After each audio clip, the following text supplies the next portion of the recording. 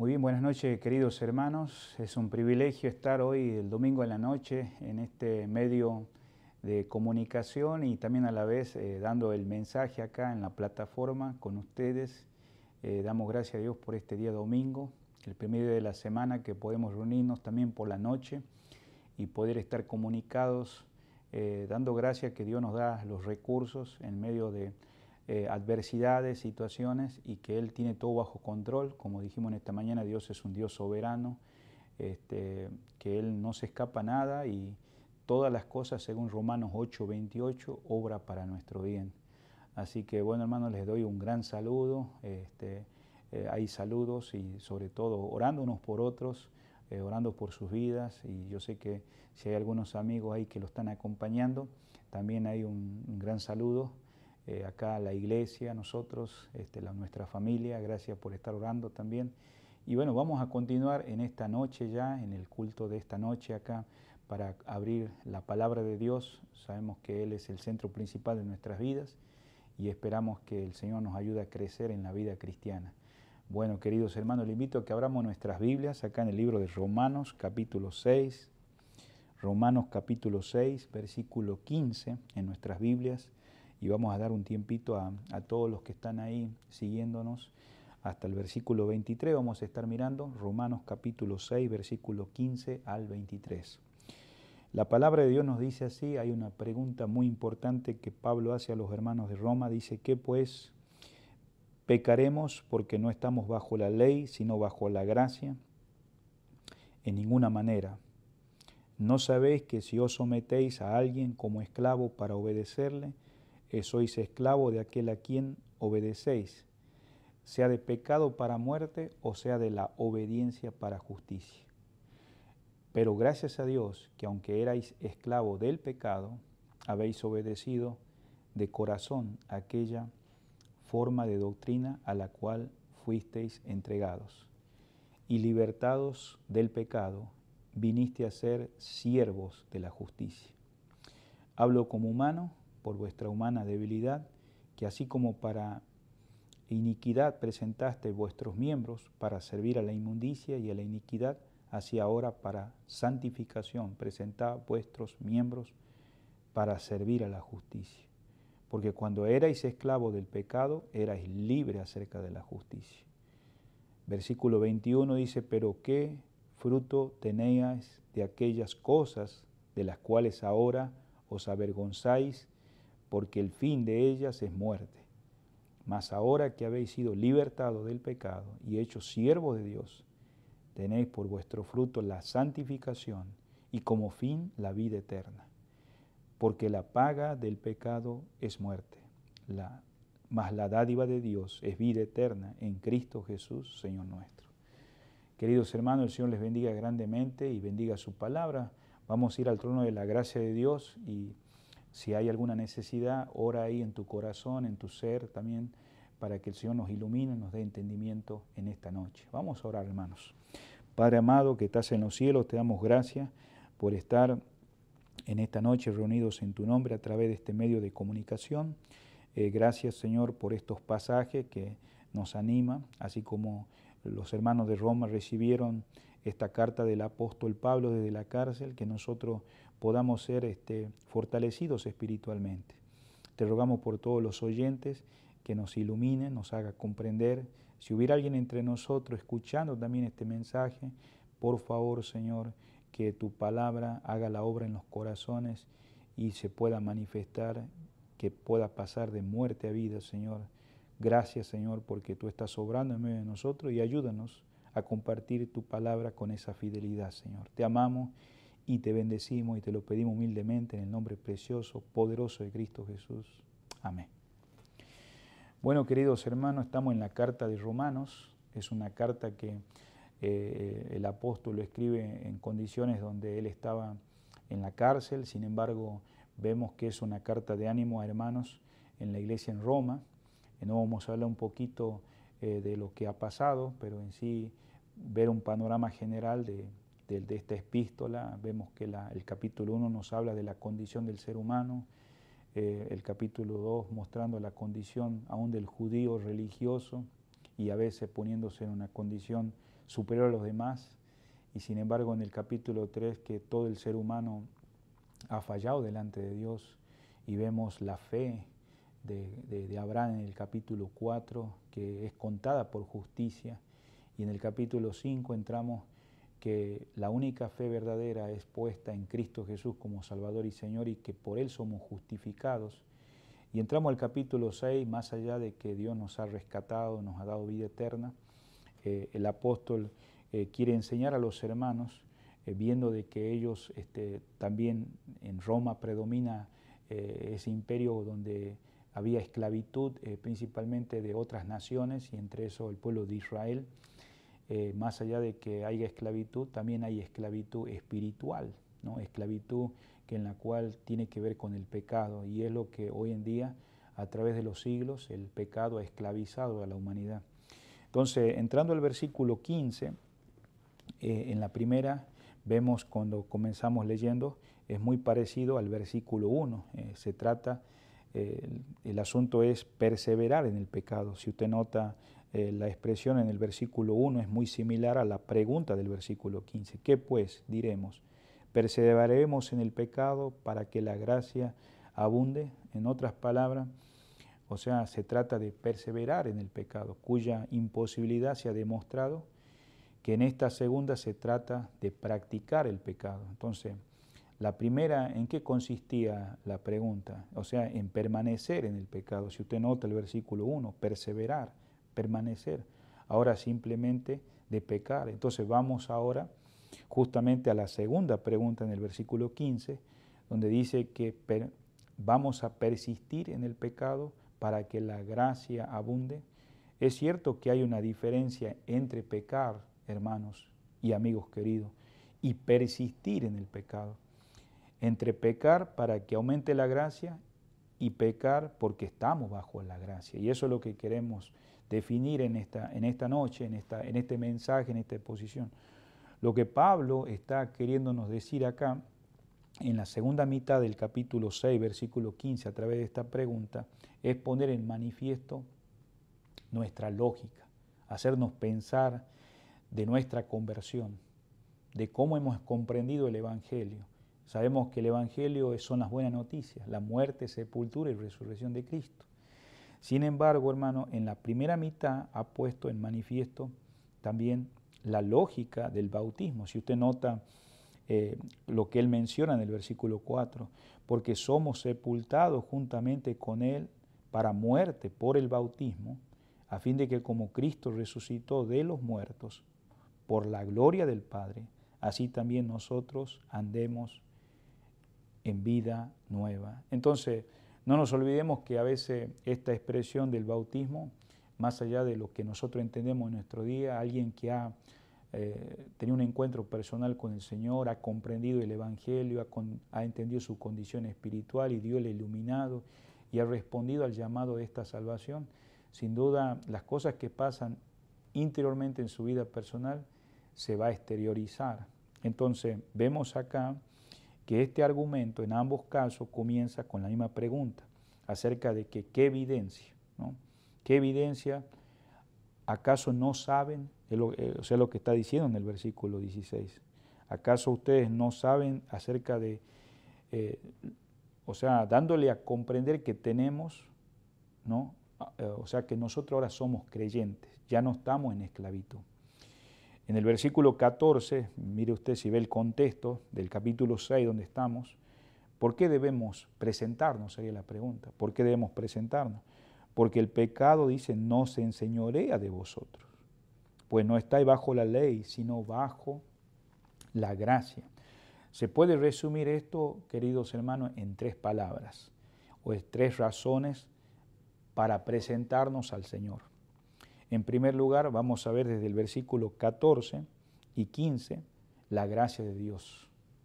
En segundo lugar, en el versículo 16 hasta el versículo 20, vamos a ver la libertad que tenemos en Cristo Jesús. Y en último lugar, el versículo 21 hasta el 23, vamos a ver el fruto, el resultado. Viendo el versículo 14 y 15, cuando hemos leído ahora, vemos la palabra gracia, ¿no? Es por la gracia de Dios que nos presentamos a Él. O sea, no es por nuestra obra, no es por nuestro sacrificio, no es por nuestra religión, como estos hermanos de Roma. Pablo está demostrando que no somos salvos por la ley y que no vivimos bajo la ley. Acordémonos que nadie pudo cumplir los 10 mandamientos. El hecho de ser salvo es por la gracia de Dios. Eso no es excusa, digamos, acerca de pecar, sino que es una razón de obedecer, y por eso vemos el pecado y la ley van juntos. Si usted va conmigo a 1 Corintios capítulo 15, aquí el apóstol Pablo nos menciona de su situación en la que él vivía. Y en el versículo 56, cuando le escribe a los Corintios, dice, ya que el aguijón de la muerte es el pecado, y el poder del pecado, dice, la ley. Entonces vemos claramente que él quiere expresarles a ellos realmente que el aguijón de la muerte es el pecado. Ya no estamos bajo la ley, sino estamos bajo la gracia. El pecado ahora ha perdido su poder. Ahora, volviendo de vuelta a 1 Corintios, capítulo 6, versículo 15, donde comenzamos leyendo, la pregunta es, ¿qué pues? ¿O pues qué? ¿No sabéis? O sea, ¿no entendéis según el sentido común que ustedes entienden? O sea, ustedes están comprendiendo el régimen de la gracia. Es un régimen de libertad. Y de libertad porque estábamos antes bajo esclavitud, antes de conocer a Dios, antes de ustedes haber sido hijos del Señor. Y vamos a ir a Gálatas, por favor, capítulo 5. Gálatas capítulo 5, versículo 13 dice, porque vosotros, hermanos, a libertad fuisteis llamados, solamente que no uséis la libertad como ocasión para la carne, sino servíos por amor los unos a los otros. Entonces vemos acá que este régimen de la libertad, sin embargo, la libertad no es una puerta para libertinaje. Y esto vamos a ver un ratito más, porque si entramos en este pensamiento de libertinaje, volvemos a la esclavitud. O sea, ser libre no consiste en hacer lo que se quiera, tenemos que entender, sino lo que se deba. La libertad alcanzada en la gracia no es un pretexto que sirva para presentar tu cuerpo o mi cuerpo como base de operaciones para la carne. Porque si es así, querido hermano, entonces eso sí es libertinaje. Ahora volvamos de vuelta a Romanos capítulo 6 y estamos en el versículo 15. Entonces vemos aquí, entramos al versículo ya 16, dice acá, termina diciendo el 15, en ninguna manera, no sabéis que si os sometéis, y ahora entendamos lo que es la libertad. Aquí está queriendo dar una ilustración el apóstol Pablo, los hermanos, y es la ilustración del amo, la ilustración de alguien que viene a ser el que nos dirige, y nosotros en este caso, o aquellos que están debajo del amo, son siervos. Aquellos a los que uno se somete, llegará a ser su amo. Antes de ser salvo, éramos esclavos del pecado, o sea, nuestro amo era el pecado. Ahora que pertenecemos al Señor, ahora que somos hijos de Dios, hemos sido libertados de aquella antigüedad, de aquella esclavitud en la cual nosotros vivíamos antiguamente. Entonces, ahora hemos sido hechos siervos de Cristo. Entonces, entendiendo el concepto, queridos hermanos, lo que Pablo nos está enseñando acá y que es una realidad en nuestros días, es que o somos esclavos del pecado o somos esclavos de Cristo o siervos de Cristo. Por eso el apóstol comienza la carta diciendo de Romanos capítulo 1, el escritor dice versículo 1, Pablo, siervo de Jesucristo, llamado a ser apóstol, apartado para el Evangelio. O sea que él no se autotitula comenzando que él es un apóstol o que tiene privilegios, sino que él comienza diciendo yo soy siervo de Jesucristo, soy esclavo del Señor Jesucristo, soy el doulos. Entonces, Vemos acá, volviendo de vuelta al libro de Romanos, viendo los pasajes del capítulo 6 y el versículo donde nos hemos quedado 15, podemos ver también, a medida que vamos avanzando, versículo 16 dice, sois esclavo aquel a quien obedecéis. Entonces, ¿a quién os prestáis? O sea, como siervos para obedecerle. ¿A quién estás prestando servicio? Es lo que está diciendo Pablo. ¿Con miras de qué? De obedecerle. Entonces, lo que Pablo quiere decir acá es que a quienes de este mundo ustedes se están ofreciendo invariablemente para ser aceptados. Porque ustedes antes eran aceptados por alguien. No podían entregarse en manos de un amo de esclavos simultáneamente. No podías estar siendo esclavo a la vez de dos amos, o sea, para conservar tu libertad. Es igual con la esclavitud hoy en día espiritual, queridos hermanos. La conversión, digamos, si usted es un hijo del Señor, es un acto de entrega. Y no es una entrega, digamos, que solamente es una sola vez. Ese es el comienzo, es una rendición personal, la conversión. O sea, es una rendición que te conduce a ti y a mí inevitablemente a la esclavitud de ser siervos de Dios. Y cuando entendemos la expresión siervo de Dios en nuestros días, hablando de nuestros días del siglo XXI, a veces nosotros consideramos siervos de Dios a los pastores, a los evangelistas, o a los maestros, o a los líderes espirituales o ancianos. Pero realmente todo hijo de Dios que ha experimentado la conversión, o sea, somos siervos del Señor. Entonces, la esclavitud, hermanos, o el ser siervo de Dios, exige obediencia total, obediencia radical, exclusiva a nuestro amo, quien es el Señor. Porque nadie puede ser esclavo, en otras palabras, de dos amos, como lo dijo Jesús. Acuérdense cuando Él hablaba de las riquezas, de ser, no podemos ser esclavos de dos. Así que una vez que nos hemos ofrecido a Él como esclavos voluntarios suyos, quedamos a su disposición en forma permanente e incondicional. Entonces, no hay posibilidad alguna que nosotros ahora, hermanos, podamos volver atrás en cuanto a esto. Entonces, si estamos entendiendo lo que Pablo nos escribe en esta noche, o sea, si hemos elegido a nuestro amo, Él nos ha elegido, nosotros lo hemos elegido, no tenemos otra elección, es que le obedezcamos, empecemos a obedecerle. Por eso miramos acá claramente los versículos, entrando más adelante, dice acá, sino que sois esclavo, estamos en el versículo 16, de aquel a quien dice obedece. O sea, sois siervos de aquel a quien obedece. O sea, está cediendo esa obediencia hacia alguien.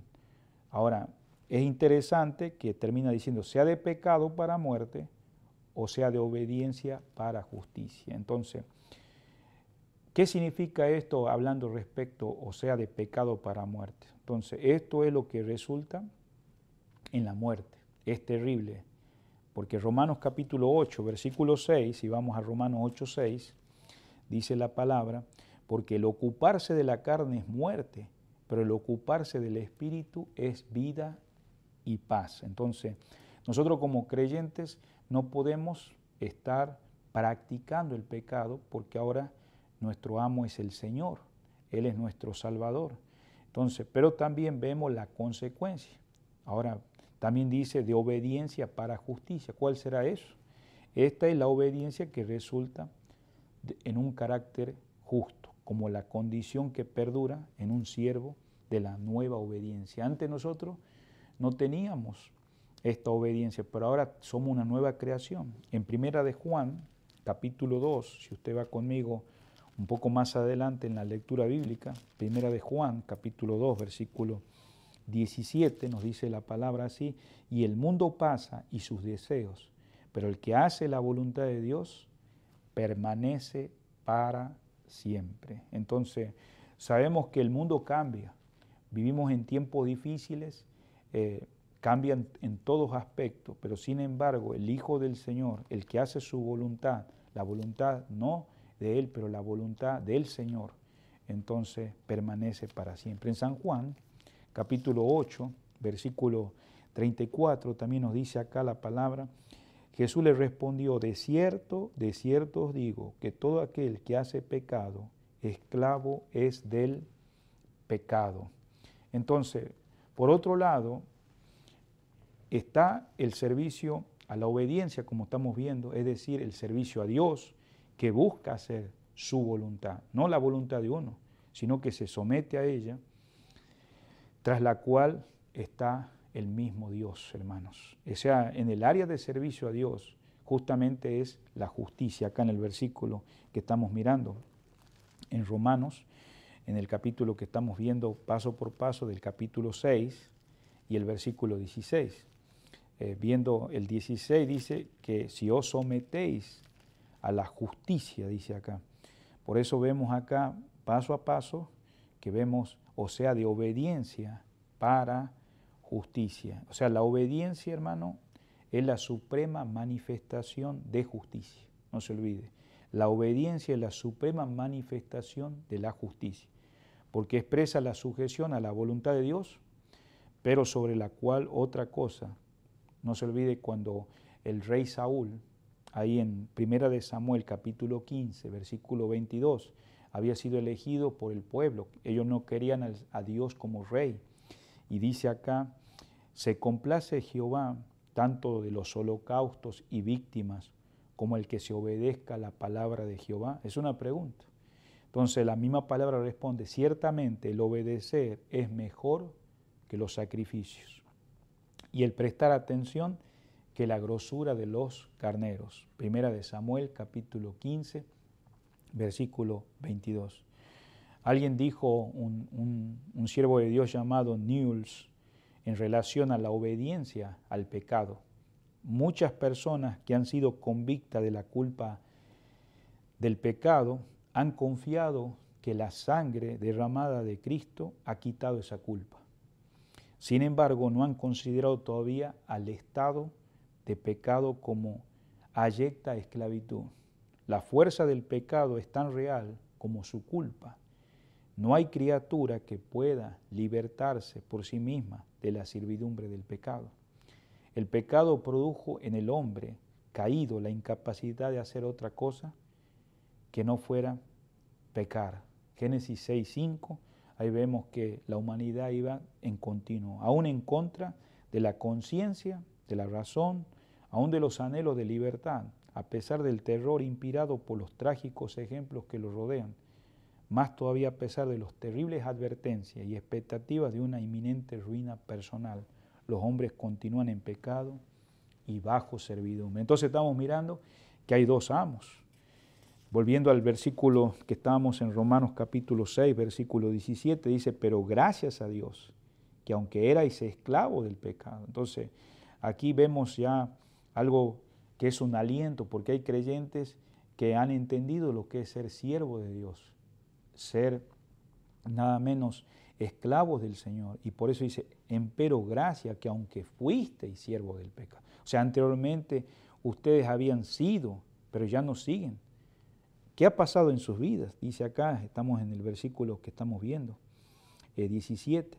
Habéis obedecido de corazón aquella forma de doctrina en la cual sois entregados o echados. En otras palabras, ustedes han sido puestos en un molde. Y la idea que está Pablo acá queriendo decir a nosotros en esta mañana es que estos hermanos romanos se seguían entregando de corazón y habían dejado en ellos su sello peculiar. Y es la marca, digamos, de que son siervos del Señor. Ahora uno se pregunta, ¿a qué doctrina se está refiriendo Pablo? ¿Cuál es la forma de doctrina? Si uno se hace la pregunta, debemos responder, es toda ella. Toda la palabra de Dios. Tanto los hechos en el ministerio del Señor Jesucristo, como la explicación apostólica, porque no nos olvidemos que están los evangelios, Marcos, Lucas, Juan, Mateo, y aún vemos las cartas paulinas, las exhortaciones prácticas, las explicaciones apostólicas, todo es imprescindible para la fe del creyente, hermanos. Aún para que anule esa mentalidad que teníamos antes de conocer al Señor y éramos esclavos del pecado.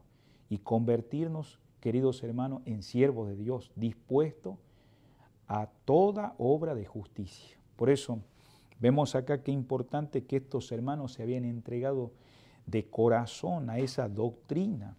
Es que la palabra debe transformar nuestras vidas, nuestras acciones, toda nuestra manera de ser. Ya no se trata solamente que la iglesia te prohíbe o la religión.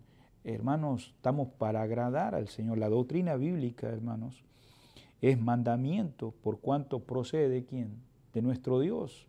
Es decir, que se ha dado para ser obedecida. No es solamente como informativa. La Biblia no es un libro de información, sino es un libro de formación.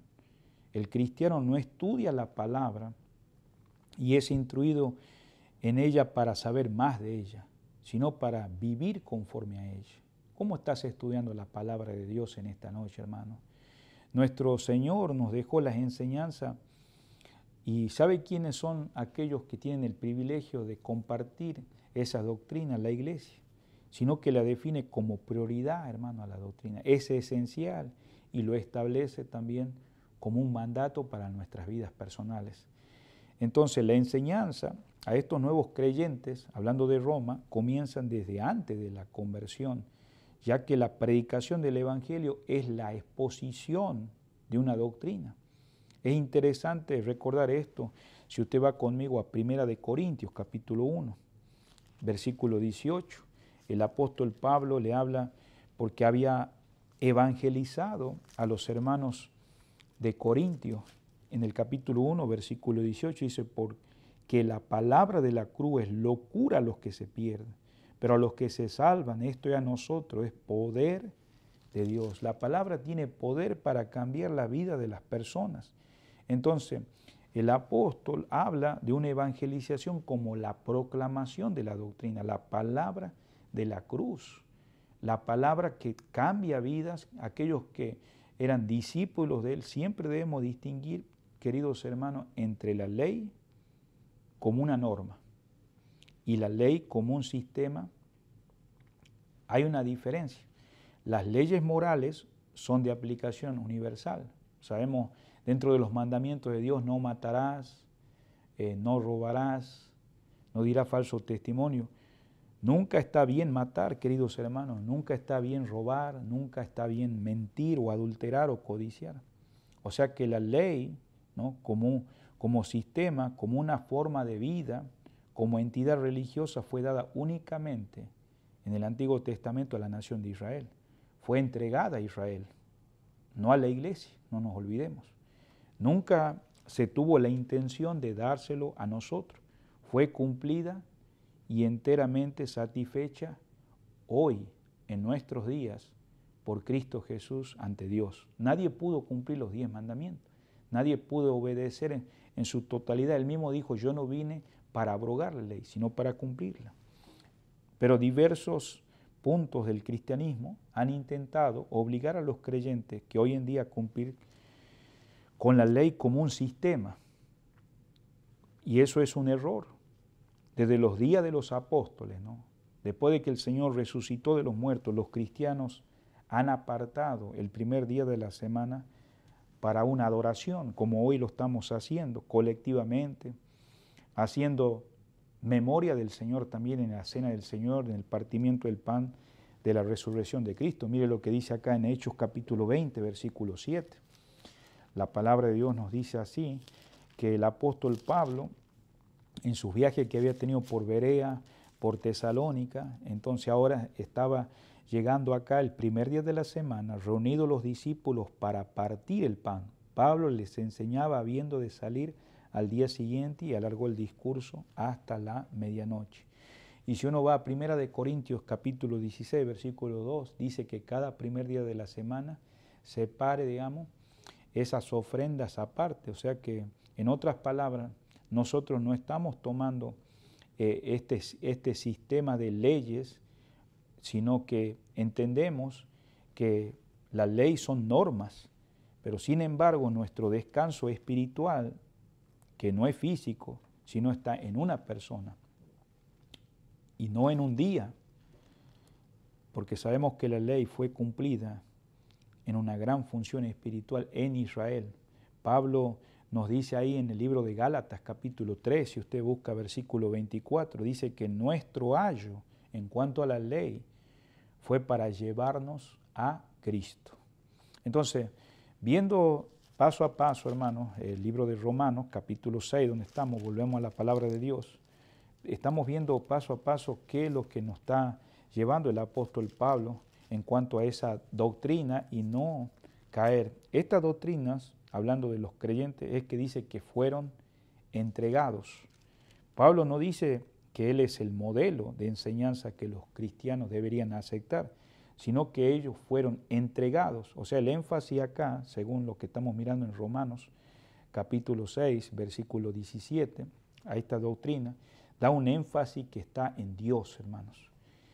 Es como si dijese, gracias a Dios que se os entregó aquella forma de doctrina. Damos gracias a Dios porque esa doctrina es un molde que nos formó como cristianos en nuestras vidas personales. O sea, la doctrina es como palabra. La doctrina, hermano, es inspirada.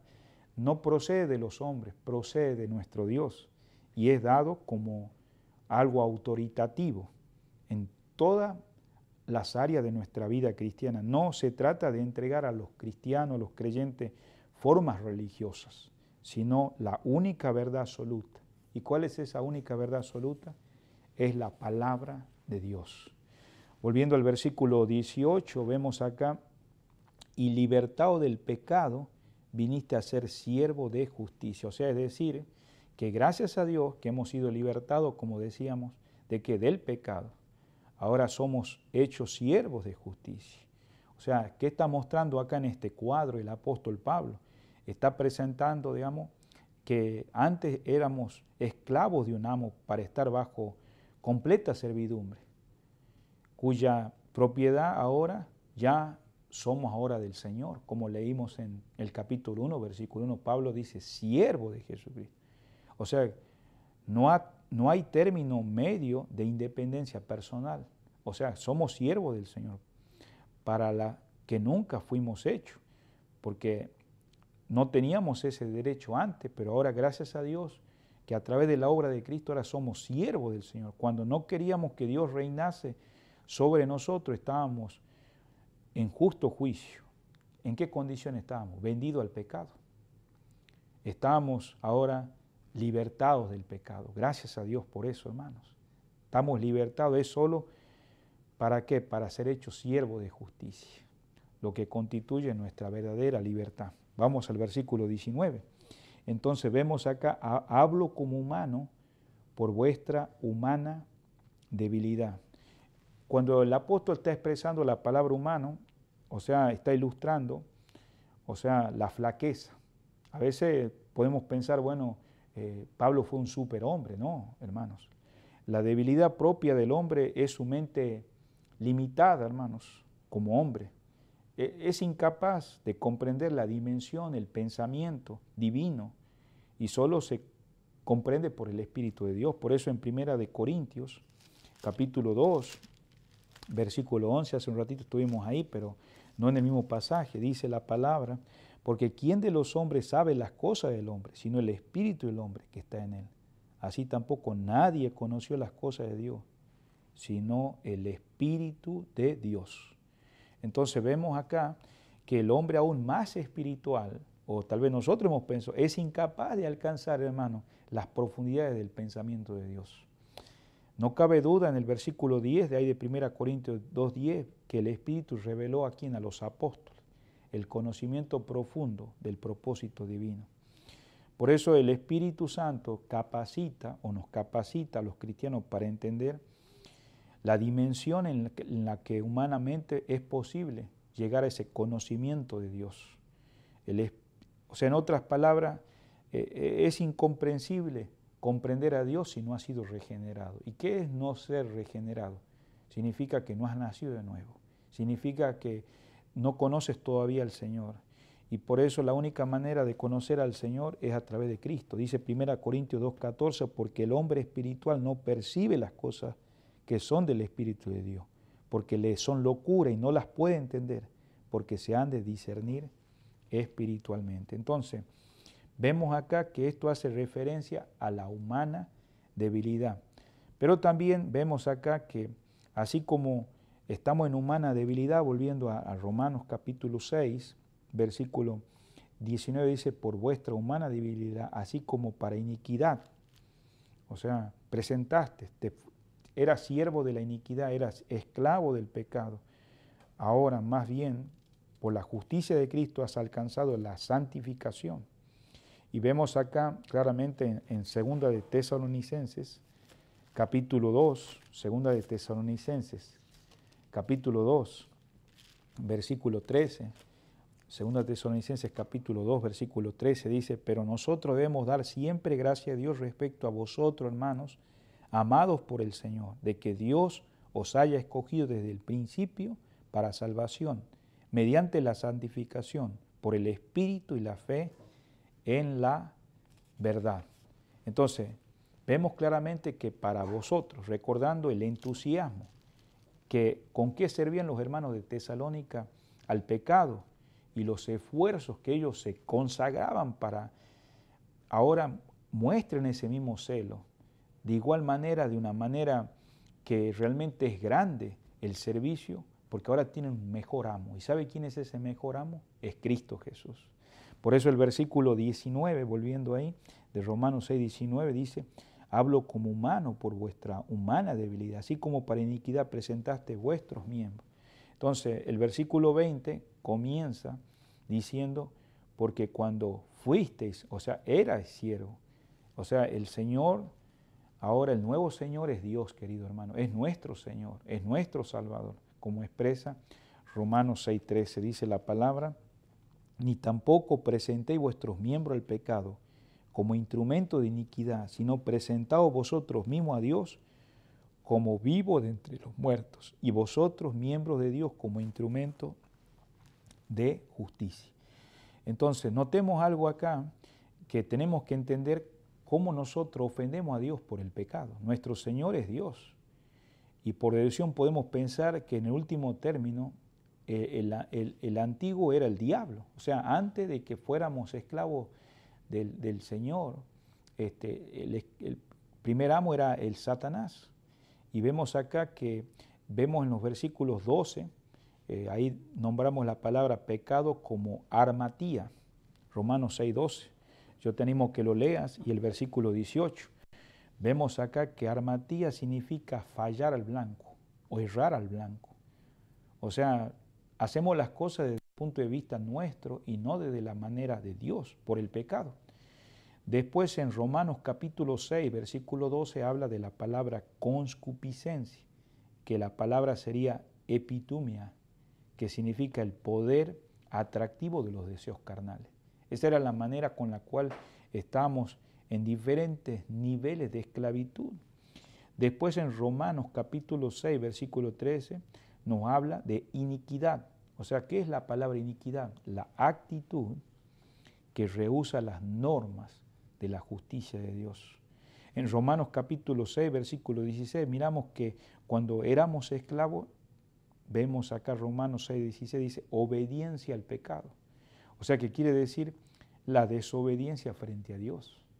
O sea, estábamos de una manera descarada porque no conocíamos de Dios. También en Romanos 6, 19 dice impureza, que sería la palabra acartasia, que significa impureza sexual, la intención. Y vivimos en nuestros días con esos niveles de esclavitud de pecado. Después vamos más abajo, en Romanos 6, 19 miramos la palabra iniquidad como anomía. Y anomía significa rehusar tomar en cuenta la ley. ¿Qué ley? La ley de Dios. O sea, no queremos someternos a Dios, queremos manifestar de no hacer la voluntad de Dios. Por lo tanto, indica anarquía moral. Por eso vemos hoy en día, en nuestro contexto actual, cómo las personas tratan de justificar su pecado justamente porque ellos no conocen de Dios. La lista total vuelve a enfatizar el trágico estado del hombre sin Dios que sirve al diablo en lugar de entregarse a Dios. Por eso dice acá, volviendo a Romanos 6:20, dice, porque tanto erais esclavo del pecado, erais libre acerca de la justicia. Este significado tiene que ver con servir a dos señores. O sea, no podés servir a dos señores. O sea, ambos están en lucha, en este caso mortal. Cada uno exige el todo del hombre. Si vas a servir al pecado, el pecado te va a exigir toda tu vida. Pero si también sirves al Señor, Él exige toda la vida. Entonces, vemos acá claramente, a medida que vamos pasando, la persona que no es salva es libre. ¿Pero libre a qué? Libre de hacer la justicia, de no sujetarse a Dios. ¿Por qué? Porque es esclavo del pecado, hemos visto en el versículo 20. Pero el pecado, que le denomina la esclavitud, de tal manera que cada vez más difícil le es difícil hacer lo bueno. ¿Por qué? Porque está esclavizado. Tenemos un ejemplo en el caso del hijo pródigo, cuando vamos a Lucas capítulo 15, versículo 11 al 24. Podemos ver este joven que era el menor que se rebela contra su padre. Vemos cuando él estaba en el hogar, ¿qué deseaba este joven? Ser libre, hacer lo que él quería con su vida. Y dejó el hogar para encontrarse a sí mismo y disfrutar su vida y su alegría a su manera. Pero su rebelión, ¿a dónde le llevó? Su pecado, así como hemos visto los diferentes grados de esclavitud, lo hundió más y más y más a la esclavitud. O sea, era esclavo de los malos deseos, luego esclavo de las malas obras y al fin literalmente llegó a ser esclavo de tal manera que apacentó cerdos, chanchos, puercos. Y cuando hablamos de esto, para un judío era lo más humillante estar ahí esclavizado en esa condición. Pero sin embargo, pensó hallarse a sí mismo y se perdió. Pensó en la libertad y se convirtió en el peor esclavo. ¿Por qué? Porque justamente fue solo cuando él regresó al hogar y se presentó ante su padre y que le dijo: he pecado contra Dios, o sea, contra el cielo y contra mi Padre. Y se presentó y se encontró con la verdadera libertad. Yo creo que en esta noche, si tú estás escuchando este mensaje, el Señor quiere que experimentes como hijo de Dios la verdadera libertad. Si no eres un hijo de Dios, no puedes ser libre de ninguna manera, sino solamente por Cristo Jesús.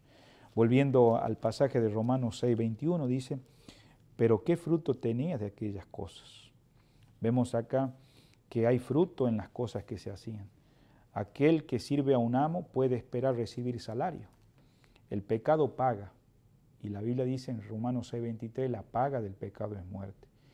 En la vida anterior llevábamos fruto en la cual nos avergonzamos compartir todas las cosas que hacíamos antes cuando nos conocíamos. ¿Qué ventaja teníamos?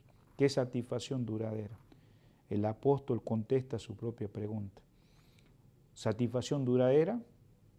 No, os han dejado solamente la vergüenza, dice ahí. ¿Ventajas permanentes? No, porque el final, ¿sabe qué es? La muerte. O sea, en otras palabras, ahora se avergonzaban, estaban vendidos bajo el pecado. Traía reproche. Vemos claramente que no solamente lleva a esa primera muerte, pero la Biblia habla de una segunda muerte que lo arrastra. Porque solamente la salvación es por gracia, pero si no tenés la salvación por gracia, te lleva a la muerte. Por eso vemos acá, en cambio, la pregunta es, ¿qué fruto teníais entonces? Cosas que ahora os avergonzáis. Generalmente esta referencia, hermanos, se refiere a los perdidos, por supuesto, porque aquí vemos, hermano, hay pecado de muerte, dice Primera de Juan 5:16. Si usted busca Primera de Juan 5:16, acerca de orar, pero dice hay pecado de muerte, por lo cual también dice en Primera de Corintios 11:30, la iglesia de Corintio era una iglesia también salva por su gracia, pero se habían descuidado espiritualmente y ahora estaban tomando la cena del Señor indignamente. Dice, por lo cual hay muchos enfermos y debilitados entre vosotros, y muchos duermen. Vemos otro ejemplo en el Antiguo Testamento de Sansón. Sansón no quiso someterse a Dios, sino que él se presentó con sus deseos carnales. ¿Y cuál fue el resultado? La muerte. Lea los Jueces capítulo 16.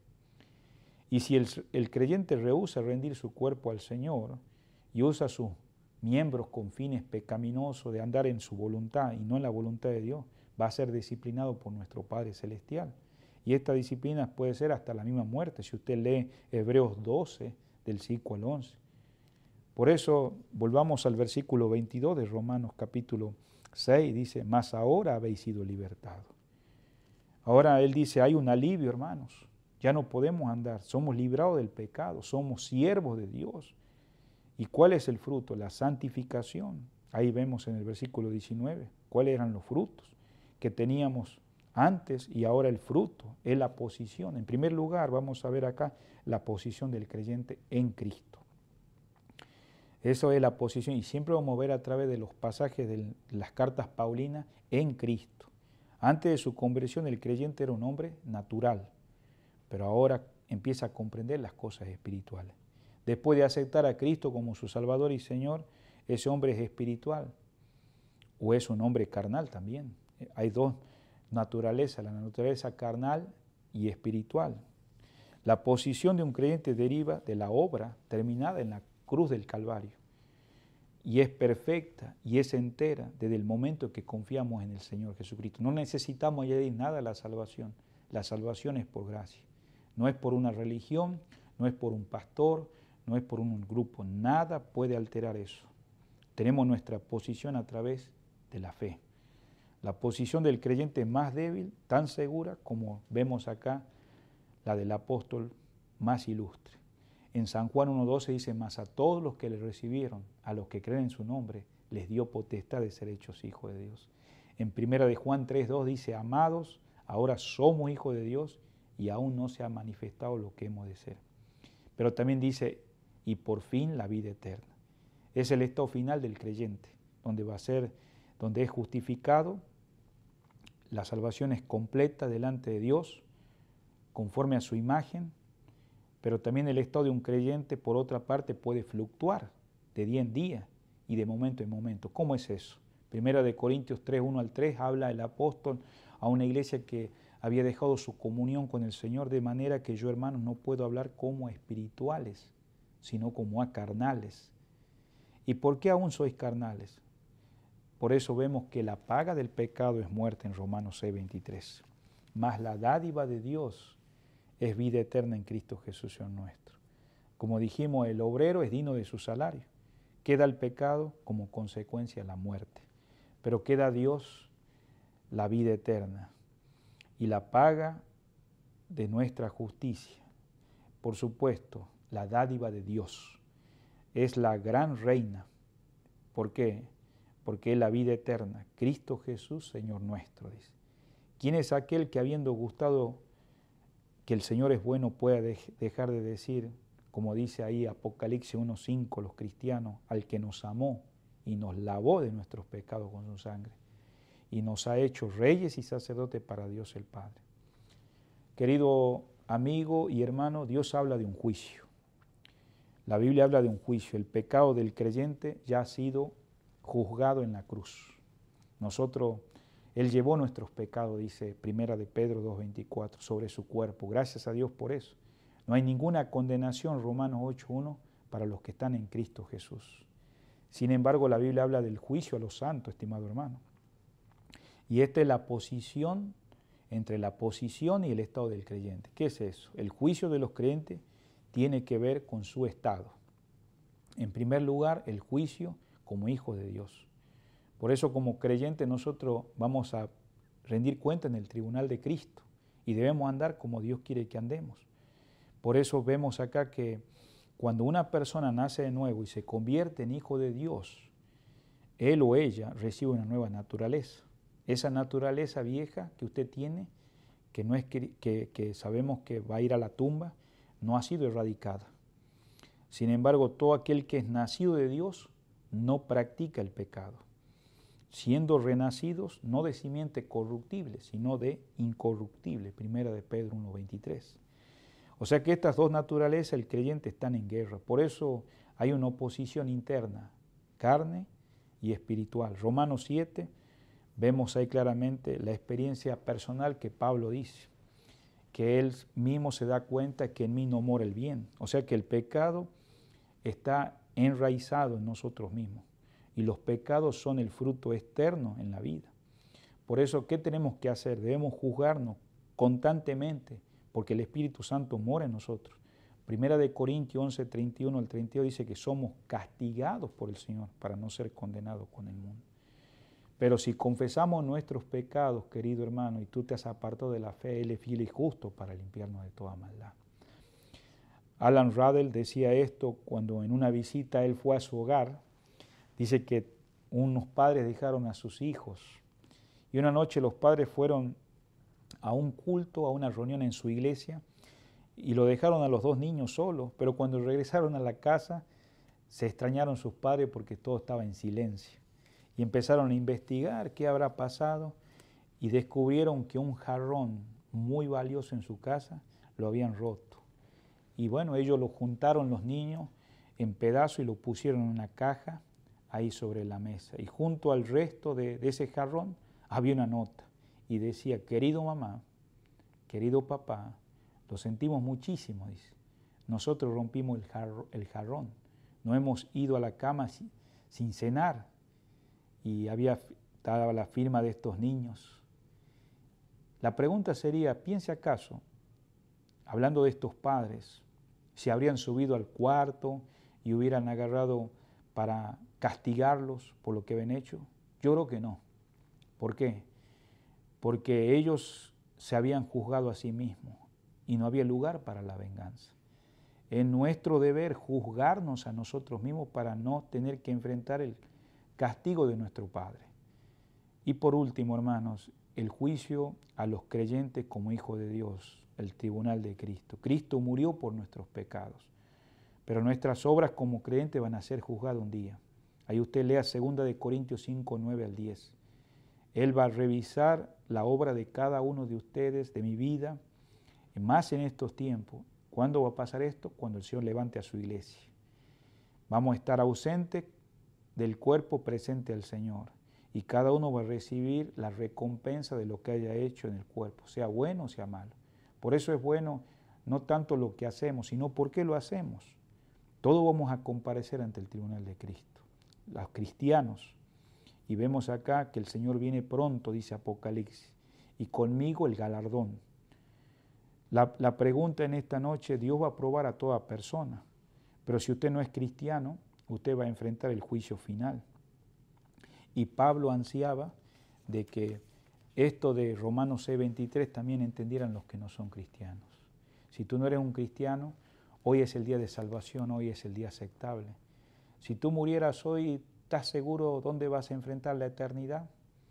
Ven a Cristo, ven a Él tal como eres. Él puede perdonarte todos tus pecados, debes entregarte a Él si comprendes que Él murió por ti en la cruz y derramó su sangre. Pero también, querido hermano, ¿cómo está tu vida espiritual? ¿Te has ido al pecado? ¿Estás tratando de entender mal la gracia de Dios? No puedes caer en el libertinaje. Si esa es la situación, no puedes ser esclavo de Cristo y esclavo del pecado. Ya hemos sido libertados, ya somos libres para servirle al Señor. Si te has apartado, reconcíliate en este día. No dejes pasar más esta oportunidad. Vamos a tener esta invitación ahí donde estás. Vamos a orar. Señor amado, en esta noche estamos con nuestros amados hermanos. Bendice tu palabra, Señor. Tu palabra es viva y eficaz. Sabemos que los hermanos de Roma habían experimentado la esclavitud, pero ahora ya eran libres a través de la obra preciosa tuya. Te ruego, Señor, que estas verdades inunden nuestras vidas y realmente seamos siervos tuyos, cada uno de nosotros los creyentes. También te rogamos por aquellos que no son cristianos y que la paga del pecado es muerte. También hay consecuencias eternas, donde sabemos que la salvación es hoy y que si hay alguien que no te conoce, que hoy abra la puerta de su vida y pueda invocar su nombre y decirle: Señor, ven a mi vida, sálvame, sé que soy pecador, no me puedo salvar por mí mismo. Te pido que vengas a mi corazón y me perdones todas mis faltas. Te pongo en mi corazón como el Salvador y Señor de mi vida. Y que, Señor, un día estas personas que están abriendo su corazón puedan dar testimonio de esa confianza, de esa profesión en ti como Salvador y Señor. Sigue edificando a mis hermanos. Bendice esta semana que estamos comenzando, que todo sea para la gloria y honra de su nombre. Te lo pedimos humildemente en el nombre precioso de Cristo Jesús. Amén. Amén.